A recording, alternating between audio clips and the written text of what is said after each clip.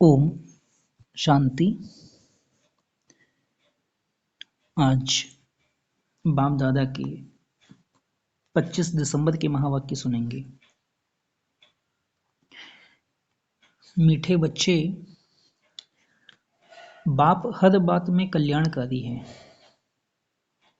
इसलिए जो डायरेक्शन मिलते हैं उसमें आनाकानी ना कर श्रीमत पर सदा चलते रहो।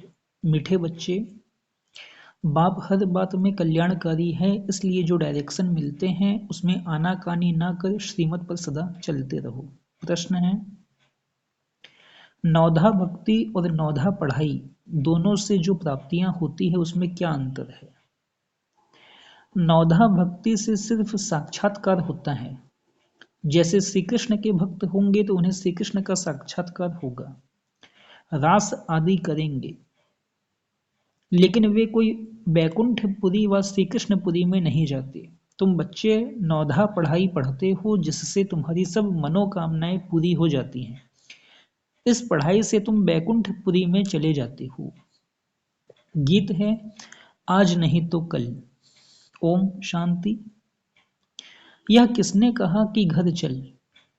किसका बच्चा रूठ कर चला जाता है तो मित्र संबंधी आदि उनको पिछाड़ी जाते हैं, कहते हैं रूठे क्यों हो, अब चलो घर।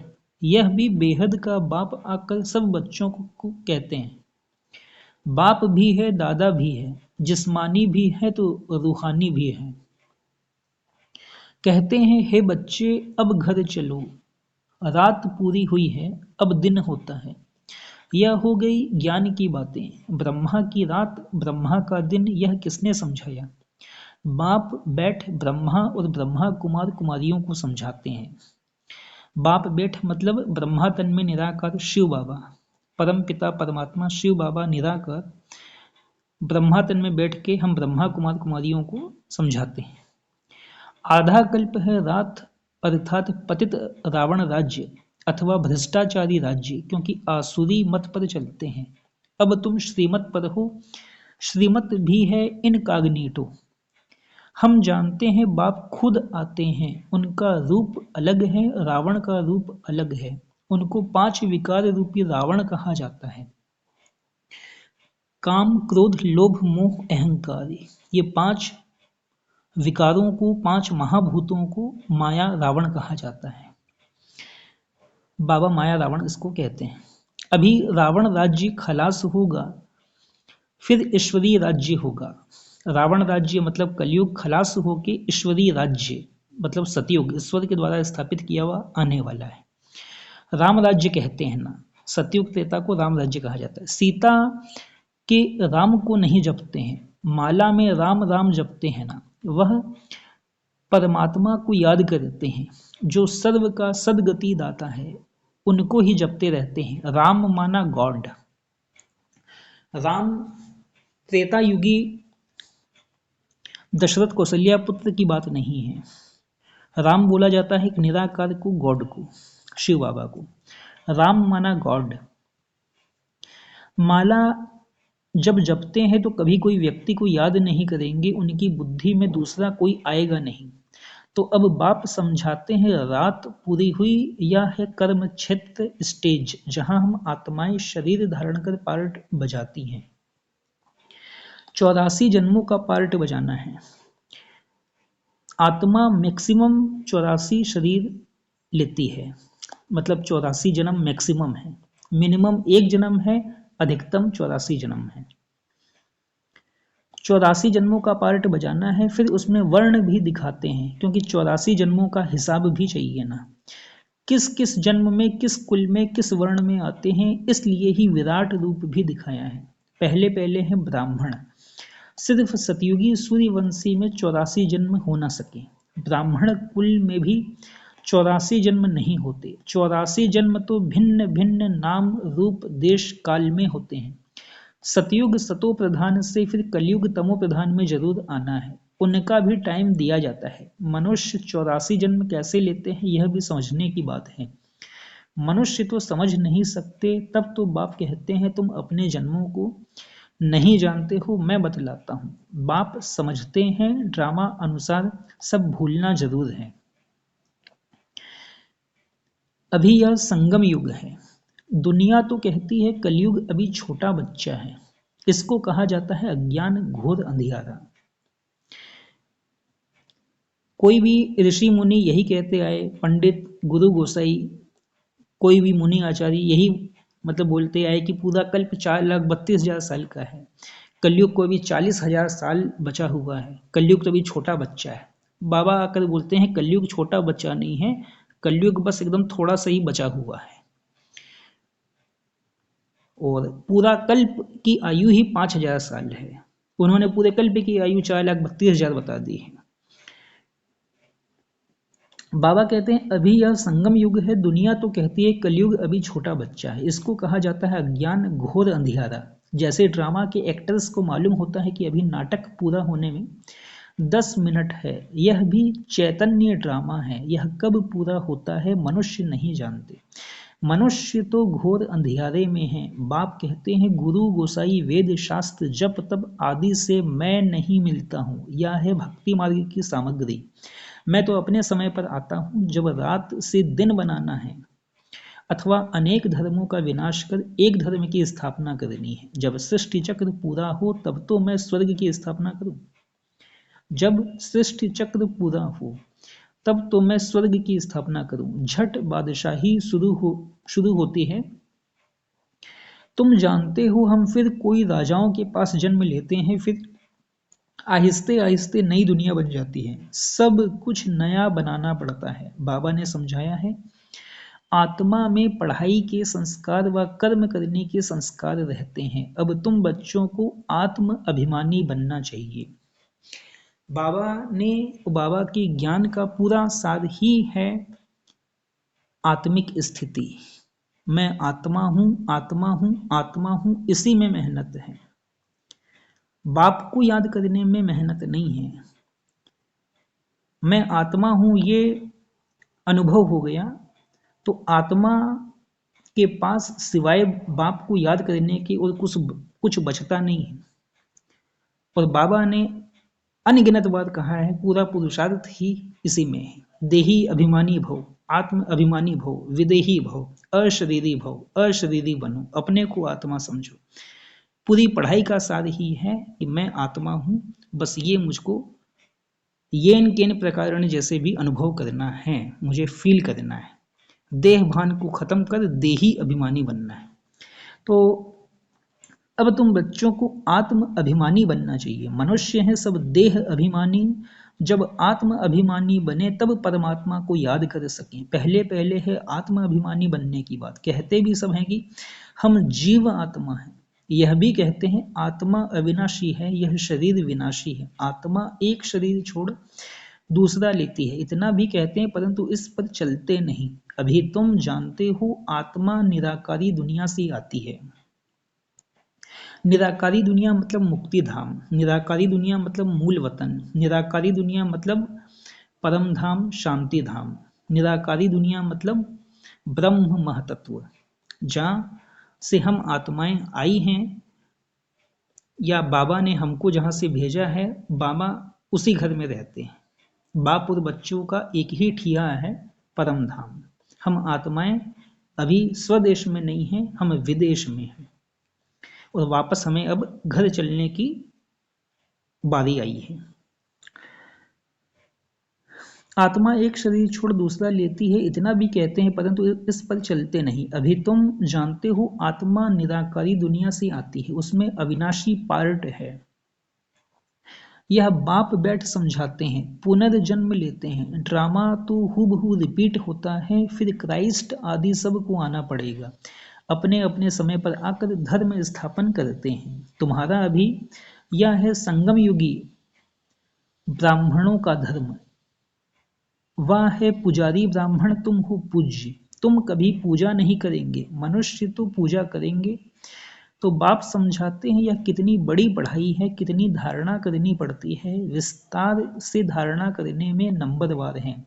नट शेल में तो समझते हैं बाबा रचता और यह उनकी रचना है। अच्छा, यह तो समझते हो ना बाप है। बाबा पूछ रहे हैं कि अच्छा, यह तो समझते हो ना बाप है। बाप को सब भक्त याद करते हैं, भक्त भी हैं बच्चे भी हैं। भक्त बाबा कह पुकारते हैं, अगर भक्त भगवान है तो फिर बाबा कह किसको पुकारते हैं, यह भी समझते नहीं, अपने को भगवान समझ बैठ जाते हैं। बाबा कहते हैं ड्रामा अनुसार जब ऐसी हालत हो जाती है, भारत बिल्कुल ही लास्ट खाते में चला जाता है, तब बाप आते हैं। भारत जब पुराना हो तब फिर नया बने। नया भारत जब था तो और कोई धर्म नहीं था, उसको स्वर्ग कहा जाता है। अभी पुराना भारत है, इसको नर्क कहेंगे। वहां पूज्य थे, अब पुजारी हैं। पूज्य और पुजारी का फर्क तो बता दिया है। हम आत्मा सो पूज्य, फिर हम आत्मा सो पुजारी। हम सो ज्ञानी तू आत्मा, हम आत्मा पुजारी तू आत्मा। आप ही पूज्य आप ही पुजारी भगवान को नहीं कहेंगे, लक्ष्मी नारायण को कहेंगे। तो यह बुद्धि में आना चाहिए कि वह कैसे पूज्य फिर पुजारी बनते हैं। बाप कहते हैं कल्प पहले भी मैंने ऐसे ही ज्ञान दिया था, कल्प कल्प देता हूं, मैं आता ही हूं कल्प के संगम युग पर। मेरा नाम ही पतित पावन है। जब सारी दुनिया पतित होती है तब मैं आता हूं। देखो, यह झाड़ है, यह झाड़ है, इसमें ब्रह्मा ऊपर में खड़ा है। पहले आदि में दिखाते हैं, अभी सब पिछाड़ी में है। जैसे ब्रह्मा पिछाड़ी में प्रत्यक्ष हुआ है, वैसे वह भी पिछाड़ी में आएंगे। पिछाड़ी में मतलब लास्ट में, अंतिम में। जैसे क्राइस्ट है तो वह फिर अंत में आएगा, परंतु हम पिछाड़ी यानी डाल के अंत में उनका चित्र नहीं दे सकते हैं, समझा सकते हैं। जैसे यह देवी देवता धर्म की स्थापना करने वाला प्रजापिता ब्रह्मा है, अभी झाड़ की एंड में खड़ा है। क्राइस्ट भी क्रिश्चियन धर्म का प्रजापिता है ना, जैसे यह प्रजापिता ब्रह्मा, वैसे वो प्रजापिता क्राइस्ट, प्रजापिता बुद्ध। यह सब धर्म की स्थापना करने वाले हैं। सन्यासियों का शंकराचार्य, उनको भी पिता कहेंगे। वह गुरु कहते हैं, वह गुरु कहते हैं, कहेंगे हमारा गुरु शंकराचार्य था। तो यह जो डाल के आदि में खड़े हैं या फिर जन्म लेते लेते अंत में आते हैं, अभी सब तमो प्रधान स्टेज में है, यह भी आकर समझेंगे। पिछाड़ी में सलाम करने आएंगे जरूर, उन्हों को भी कहेंगे बेहद के बाप को याद करो। बेहद का बाप सबके लिए कहते हैं, देह सहित देह के सब संबंधों को छोड़ो। यह ज्ञान हर एक धर्म वाले के लिए है। सब देह के धर्म छोड़ अपने को अशरीरी समझ बाप को याद करो। जितना याद करेंगे, ज्ञान की धारणा करेंगे, उतना ऊंच पद पाएंगे।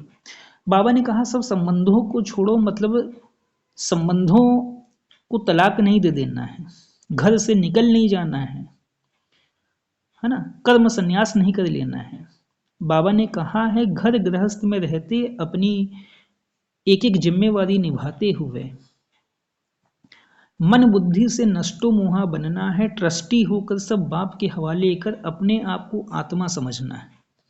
और अपना जो मेन बात है, मूल बात है, अपना बुद्धि का योग, अपनी बुद्धि की तार एक शिव में रखनी है, शिव बाबा में रखनी है।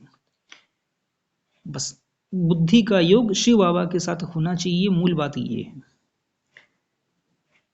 सब देह के धर्म छोड़ अपने को अशरीरी समझ। पहले है आत्मिक स्थिति। आत्मिक स्थिति बनेगी तभी शिव बाबा को याद अच्छे से कर पाएंगे, जैसा बाबा चाहते हैं। बाप को याद करो। जितना याद करेंगे, ज्ञान की धारणा करेंगे, उतना ऊंच पद पाएंगे। कल्प पहले जिसने जितना ज्ञान लिया होगा उतना जरूर आकर लेंगे।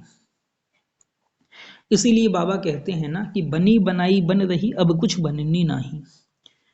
जो कल्प पहले, उससे कल्प पहले, उससे कल्प पहले जो हुआ था, वही ड्रामा हूबहू एक्यूरेट रिपीट हो रहा है।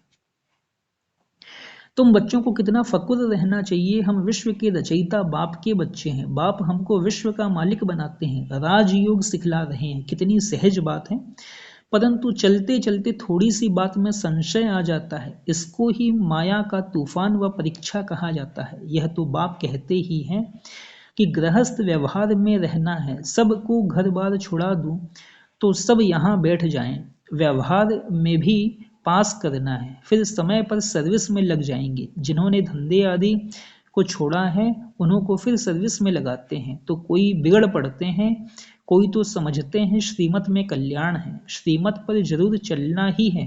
डायरेक्शन मिला उसमें फिर आनाकानी नहीं करनी चाहिए। बाप हर बात में कल्याणकारी है। माया बड़ी चंचल है। बहुत हैं जो समझते हैं ऐसे रहने से तो कोई धंधा आदि करें, कोई समझते हैं शादी करें। बुद्धि चक्र खाती रहती है, फिर पढ़ाई को छोड़ देते हैं। कोई तो बाप से गारंटी करते हैं हम श्रीमत पर जरूर चलेंगे, वह है आसुरी मत या है ईश्वरी मत। आसुरी मत पर चलने से बहुत कड़ी सजाएं खाते हैं। उन्होंने फिर गरुड़ पुराण में डराने की रोचक बातें लिख दी हैं, जिससे जास्ती पाप ना करें, परंतु फिर भी सुधरते थोड़े ही हैं। यह सब बाप समझाते हैं। ज्ञान का सागर कोई मनुष्य नहीं हो सकता। ज्ञान का सागर नॉलेजफुल बाप समझा रहे हैं। जो समझते हैं वह फिर समझाते हैं, कहते हैं यह ठीक बात है, हम फिर आएंगे। बस प्रदर्शनी से बाहर निकले और खलास। हाँ, कोई 2-3 भी निकले तो भी अच्छा है। प्रजा तो बहुत बनती रहती है। वर्षा पानी लायक कोई मुश्किल निकलते हैं। राजा रानी के 1-2 बच्चे होंगे, उनको राजकुल का कहेंगे। प्रजा तो कितनी ढेर होती है। प्रजा तो झट बनती है, राजाएं थोड़े ही बनते हैं। 16,108 त्रेता के अंत में जाकर बनते हैं। प्रजा तो करोड़ों की अंदाज में होगी। यह समझने की बड़ी विशाल बुद्धि चाहिए। हम पारलौकिक बाप से वर्षा ले रहे हैं। बाप का फरमान है मुझे याद करो और वर्षे को याद करो। वर्षा मतलब बैकुंठपुरी, बैकुंठपुरी मतलब स्वर्ग, स्वर्ग मतलब सतयुग त्रेता, लक्ष्मी नारायण, इनको याद करना है। वर्षा मन मना भव और मध्याजी भव। मन मना भव मतलब परम धाम में शिव बाबा को याद करना है। मध्याजी भव मतलब कि बैकुंठ को, सतयुग को, लक्ष्मी नारायण को याद करना है। स्वर्ग को, स्वर्ग है विष्णुपुरी और यह रावणपुरी। शांति धाम, सुख धाम और दुख धाम, यह बाप समझाते हैं। बाप को याद करने से अंतमति सुगति हो जाएगी। भक्ति मार्ग में समझो श्री कृष्ण को याद करते हैं, परंतु ऐसे नहीं कि श्री कृष्णपुरी में पहुंच जाएंगे, नहीं। करके श्री कृष्णपुरी में जाकर ध्यान में रास आदि करके लौटेंगे। वह है नौधा भक्ति का प्रभाव, जिससे उनको साक्षात्कार हो जाता है, मनोकामना पूरी होती है। बाकी सतयुग तो सतयुग है, वहां जाने लिए फिर नौधा पढ़ाई चाहिए, नौधा भक्ति नहीं। पढ़ते रहो, मुरली जरूर पढ़नी चाहिए, सेंटर में जरूर जाना है, नहीं तो मुरली लेकर घर में जरूर जरूर पढ़ो। कोई को कहा जाता है सेंटर जाओ, हर एक के लिए अलग अलग है, सबके लिए एक बात नहीं हो सकती। ऐसे नहीं, बाबा कहते हैं दृष्टि देकर खाओ तो बस, परंतु बाबा कहते हैं लाचारी हालत में और कुछ नहीं कर सकते तो दृष्टि देकर खाओ। बागी सबके लिए थोड़े ही बाबा कहेंगे। जैसे बाबा कोई को कहते हैं बाइस्कोप में भले जाओ, परंतु यह सब के लिए नहीं है, कोई के साथ जाना पड़ता है तो उन्हें भी नॉलेज देनी है। यह हद का नाटक है, यह बेहद का नाटक है, तो सर्विस करनी पड़े। ऐसे नहीं सिर्फ देखने के लिए जाना है, शमशान में भी जाकर सर्विस करना है। अच्छा, मीठे मीठे सिकिलधे बच्चों प्रति माता पिता बाप दादा का याद प्यार और गुड मॉर्निंग। रूहानी बाप की रूहानी बच्चों को नमस्ते। रूहानी हम बच्चों की रूहानी माता पिता बाप दादा को भी पदम गुणा पदम की भी पदम गुणा याद प्यार, गुड मॉर्निंग और नमस्ते नमस्ते नमस्ते। धारणा के लिए मुख्य साथ पहली पॉइंट है, बाप की हर बात में कल्याण है, यह समझ निश्चय बुद्धि होकर चलना है, कभी भी संशय में नहीं आना है। श्रीमत को यथार्थ रीति समझना है। बाप की हर बात में कल्याण है, यह समझ निश्चय बुद्धि होकर चलना है, कभी भी संशय में नहीं आना है। श्रीमत को यथार्थ रीति समझना है। दूसरी पॉइंट है कि आत्म अभिमानी रहने का अभ्यास करना है। ड्रामा में हर एक्टर का अनादि पार्ट है, इसलिए साक्षी हो देखने का अभ्यास करना है। वरदान है, सदा सेफ्टी की लकीर के अंदर परमात्म छत्र छाया का अनुभव करने वाले माया जीत भव। सदा सेफ्टी की लकीर के अंदर परमात्म छत्र छाया का अनुभव करने वाले माया जीत भव। बाप और आप, यही सेफ्टी की लकीर है। बाप और आप, यही सेफ्टी की लकीर है। यह लकीर ही परमात्म छत्र छाया है। जो इस छत्र छाया की लकीर के अंदर है, उसके पास माया आने की हिम्मत भी नहीं रख सकती। फिर मेहनत क्या होती, रुकावट क्या होती, विघ्न क्या होता, इन शब्दों से अविद्या हो जाएगी। सदा सेफ रहेंगे, बाप की दिल में समाये रहेंगे, यही सबसे सहज और तीव्र गति में जाने का व मायाजित बनने का पुरुषार्थ है। स्लोगन, दिव्य गुणों के सर्व अलंकारों से सजे सजाए रहो तो अहंकार आ नहीं सकता। दिव्य गुणों के सर्व अलंकारों से सजे सजाए रहो तो अहंकार आ नहीं सकता। अच्छा, ओम शांति।